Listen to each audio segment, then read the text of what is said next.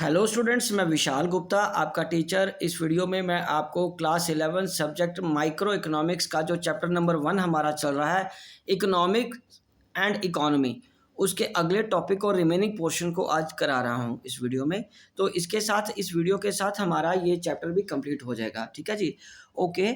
अब हम स्टार्ट करते हैं। What is an economy? Economy क्या होती है?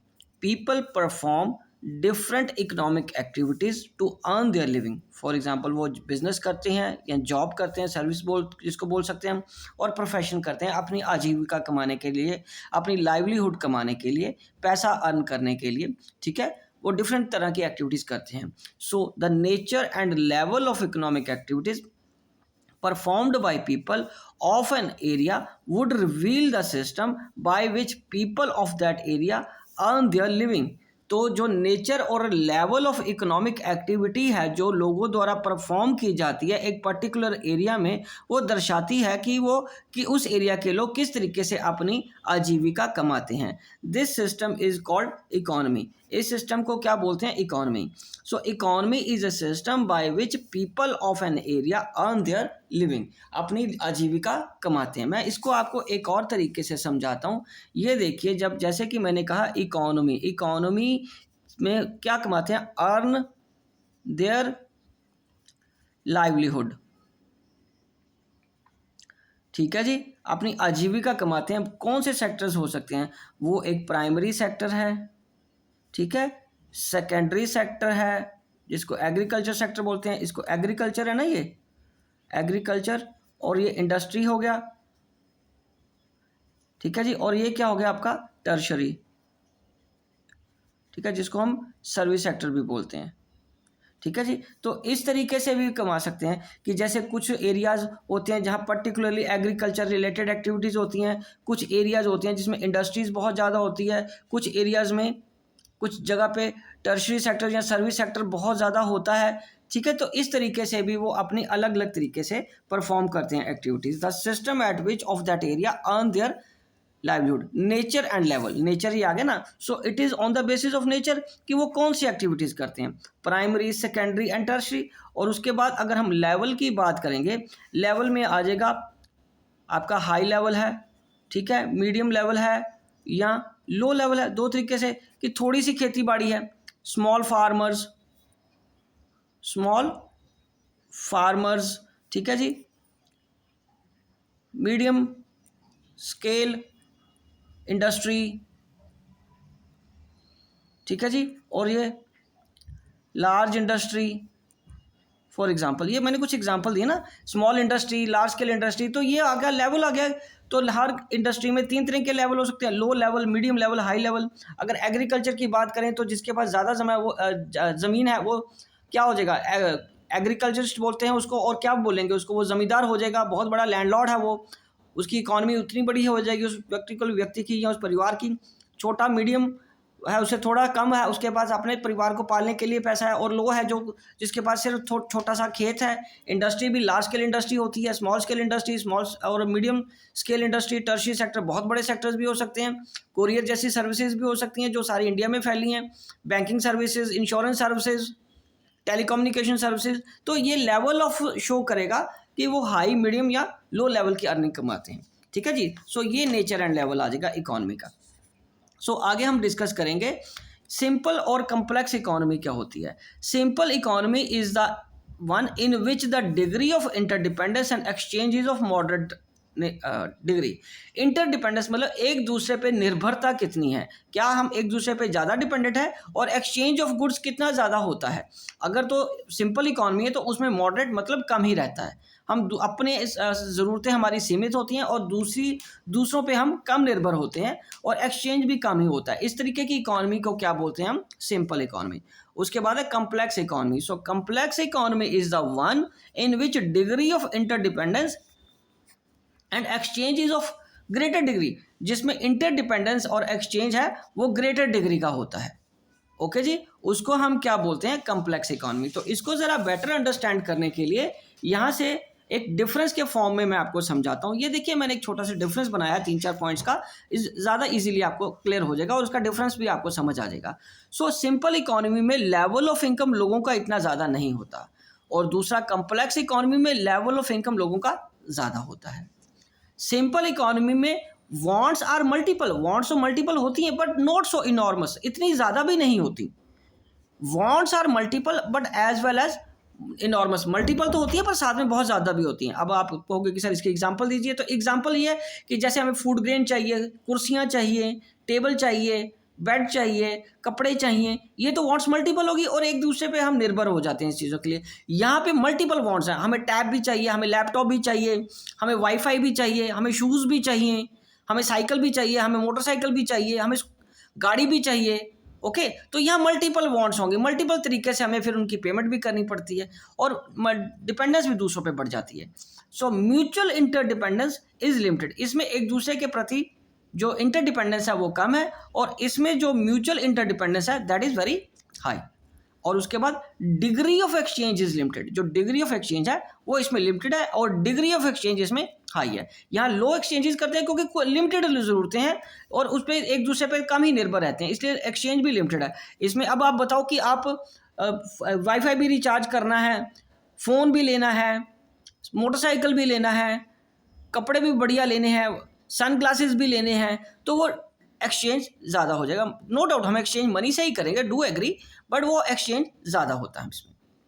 तो अब आगे जो टॉपिक हम डिस्कस करेंगे वो है types of economy. Types of economy आपको पता है 3 तरीके की है, आपने शायद एक बार पढ़ भी लिया होगा, काफ़ी जूनियर क्लासेस से भी आप इसको पढ़ते आ रहे हो, लेकिन इसको मैं आज आपको एक कंपैरेटिव फॉर्म में समझाऊंगा जिससे आपका विजन इसको लेके थोड़ा बढ़ जाएगा फ्रॉम 11th क्लास के पॉइंट ऑफ व्यू से।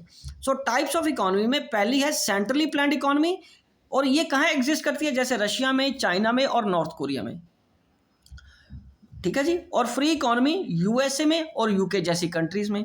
और mixed economy like India, India में कौन सा सिस्टम है हमारी इकोनॉमी का, मिक्स्ड सिस्टम। बट इसको मैं अब आपको डेफिनेशन के फॉर्म में ना कराते हुए मैं आपको एक कंपैरेटिव फॉर्म में कराता हूँ। ये मेरे पास जो बुक है मैं उससे ही आपको कराऊंगा, बिकॉज ये थोड़ा सा चार्ट लेंथी बन रहा था तो ये एक पेज पे नहीं आ पाएगा, लिखने पे थोड़ा सा ज़्यादा स्पेस लग रहा था, तो मैं आपको इसी तरीके से समझाता हूँ कि इसको हम कैसे एक्सप्लेन करेंगे।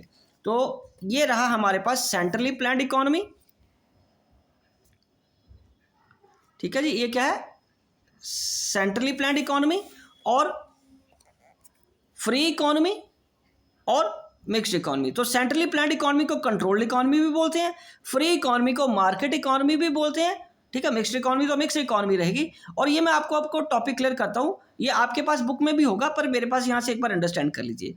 These are the economies where the economic activities like production, consumption, investment and exchange are firmly controlled by the government or some centralized authority। मतलब जो economic activities like production, consumption, investment, exchange है उस पर सरकार का पूरा नियंत्रण होता है। सरकार ही डिसाइड करती है किस चीज़ की प्रोडक्शन होगी, नेचुरली जो प्रोड्यूस करेंगे वही कंज्यूम करेंगे, कितनी इन्वेस्टमेंट होगी और एक्सचेंज कैसे होगा, वो सारा कुछ डिसीजंस कौन लेगा, गवर्नमेंट या गवर्नमेंट द्वारा निर्धारित कोई एजेंसी या अथॉरिटी।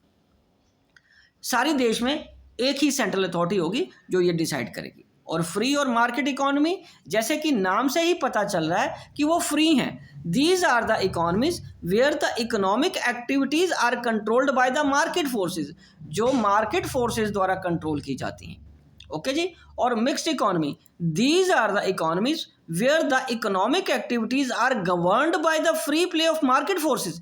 यहाँ पे जो इकोनॉमिक एक्टिविटीज है वो free play of market forces से ही चलती हैं, but are regulated by the government. पर जहाँ पे ज़रूरत होती है सरकार को उसको अपने हिसाब से रेगुलेट करती है, बिकॉज इस तरीके की इकोनॉमी में अमीर और गरीब दोनों तरीके के लोगों का ध्यान सरकार को ही रखना होता है, ओके जी। और उसके बाद सेकंड पॉइंट क्या है, सेकंड पॉइंट है economic activities are driven by the motive of social welfare. Centrally planned economy में सरकार का ऑब्जेक्टिव सोशल वेलफेयर होता है और economic decisions under free economy driven by the motive of profit maximisation. और इसमें जो मोटिव होता है वो प्रॉफिट मैक्सिमाइजेशन होता है। हाँ, इंटरेस्टिंग केस किसके लिए आएगा, मिक्स्ड इकोनॉमी के लिए।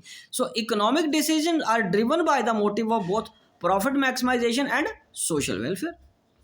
अब थर्ड पॉइंट की अगर हम बात करें, थर्ड पॉइंट क्या कह रहा है, द कंज्यूमर इज नॉट सोवेनर, central authority decides what goods are to be produced for the people. सोवेनियर का सिंपल से हम बात करें कि चॉइस नहीं है उसके पास, वो आज़ाद नहीं है अपनी पसंद की गुड्स लेने का, उसके पास चॉइस ही नहीं है। जो सरकार ने प्रोड्यूस किया है नेचुरली वही कंज्यूम करना पड़ेगा, क्योंकि दूसरा तो और कुछ है ही नहीं है। और इन फ्री इकोनॉमी में क्या है, the consumer is souvenir, consumer souvenir है, आज़ाद है, इंडिपेंडेंट है, उसके पास चॉइस है। The consumer can buys goods according to his choice, वो अपनी पसंद की चॉइस की गुड्स को खरीद सकता है। और तीसरे में मिक्स्ड इकोनॉमी में the consumer is souvenir, no doubt consumer souvenir है, इसमें भी इंडिपेंडेंट है। However PDS system works, PDS system जो पब्लिक डिस्ट्रीब्यूशन सिस्टम है, ensures the supply of essential goods to the consumer, कि अगर आप महंगा सामान नहीं ले सकते तो आपके पास राशन कार्ड बनाया है सरकार ने, आप सरकार के रजिस्टर्ड दुकानों से, डिपो से वो सामान को आप ले सकते हो। ठीक है जी। उसके बाद चौथा पॉइंट क्या है, most resources are controlled by the government, control, और यहाँ सेंट्रली प्लान्ड इकोनॉमी में जितने भी रिसोर्सेज हैं वो ओन्ड या कंट्रोल किसके द्वारा किए जाते हैं, गवर्नमेंट के। The government decides at what price the goods are to be sold in the market, और गवर्नमेंट ही डिसाइड करती है कि किस रेट पे वो बेचे जाएंगे मार्केट में। बट फ्री इकोनॉमी में क्या होता है, most resources are controlled by the people, most resources people control करते हैं, ओन करते हैं प्राइवेट एंटरप्रेन्योर्स के फॉर्म में।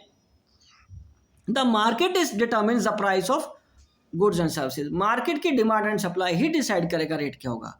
और मिक्स्ड इकोनॉमी में resources are controlled both by the government and the people, जिसको हम क्या बोलते हैं, प्राइवेट सेक्टर और पब्लिक सेक्टर दोनों एग्जिस्ट करते हैं इंडिया में। Yes, so prices are determined by the market but the government regulates control या रेगुलेट्स और control the prices of the essential goods. Naturally इसमें भी जो प्राइसेस है वो मार्केट फोर्सेस ही डिफाइन करती हैं, डिसाइड करती हैं, बट गवर्नमेंट उसको रेगुलेट करती है कि कहीं आप ज़रूरत से ज़्यादा महंगा सामान तो नहीं बेच रहे इसेंशियल गुड्स का, ताकि गरीब लोगों का एक्सप्लॉइट ना किया जाए। और सेंट्रली प्लान्ड का ये फिफ्थ पॉइंट क्या है, public sector dominates the economic activities. तो सेंट्रली प्लान्ड में सिर्फ और सिर्फ पब्लिक सेक्टर ही होता है, और यहाँ यूँ कह लो कि वही डोमिनेट करता है। और फ्री इकोनॉमी में प्राइवेट सेक्टर डोमिनेट करता है, या यूँ कह लो कि वही अकेला एक सेक्टर होता है। ओके जी, गवर्नमेंट का इकोनॉमिक से कोई डायरेक्ट कंट्रोल या रिलेशन नहीं होता। एंड मिक्स्ड इकोनॉमी में both public and private sector dominate the economic activity. और जो हमारा कौन सा है देश में, हमारे देश में इंडिया में पब्लिक और प्राइवेट सेक्टर बोथ डोमिनेट करते हैं इकोनॉमिक एक्टिविटीज़ में। ठीक है स्टूडेंट्स, तो इसी के साथ ये चैप्टर कंप्लीट होता है और मैं ये वीडियो भी यहीं कंक्लूड करता हूँ। आई होप कि ये चैप्टर आपको क्लियर हो गया है। आप इसी मेरी वीडियोस को देख के अपने नोट्स बना लीजिए और रिवीजन भी यहीं से कर लेना। ओके जी, डन।